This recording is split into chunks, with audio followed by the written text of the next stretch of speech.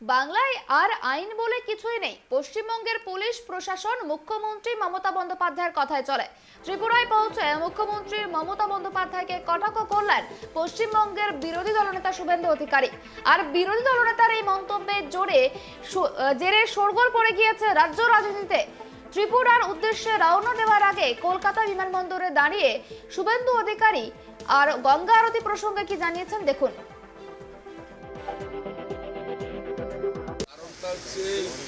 বিজেপির বিজেপির আতঙ্কে ঘুমাতে পারছে, এছাড়া অন্য কোনো কারণ নেই। একটাই কারণ, যারা রাষ্ট্রবাদী, যারা সনাতন সংস্কৃতি চায়, যারা ভারতীয় সংস্কৃতি অক্ষয় অমর থাকুক, হারিয়ে যাওয়া প্রথাগুলো ফিরে আসুক, যারা চায় তাদেরকে বাধা দেওয়াটাই এদের উদ্দেশ্য। কোনো কারণ নিজেরা করে, আর এদিকে আপনারা পুলিশ পারমিশন ওনাদের জিজ্ঞেস করুন।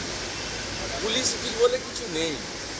পুলিশ নেই বলে গত 1.5 বছরে 30টা সিবিআই, এনআইএ, ইডি হয়েছে।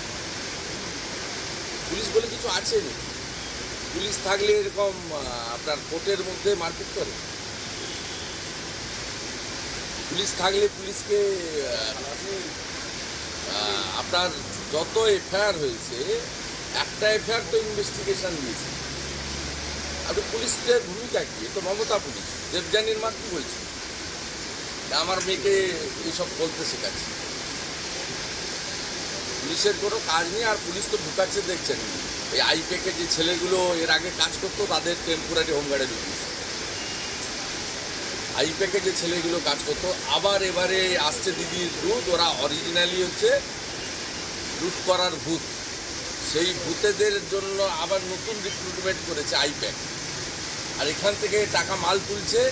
আপনি মেঘালয় আর ত্রিপুরায় দেখুন টিন বিতরণ করছে, বান্ডিল। আমার কাছে ভিডিও ছবি আছে, বান্ডিল বান্ডিল টিন, ওখানে গরিব মানুষজনকে টিন বিতরণ করছে পশ্চিমবঙ্গ থেকে টাকা লুট করা টাকা।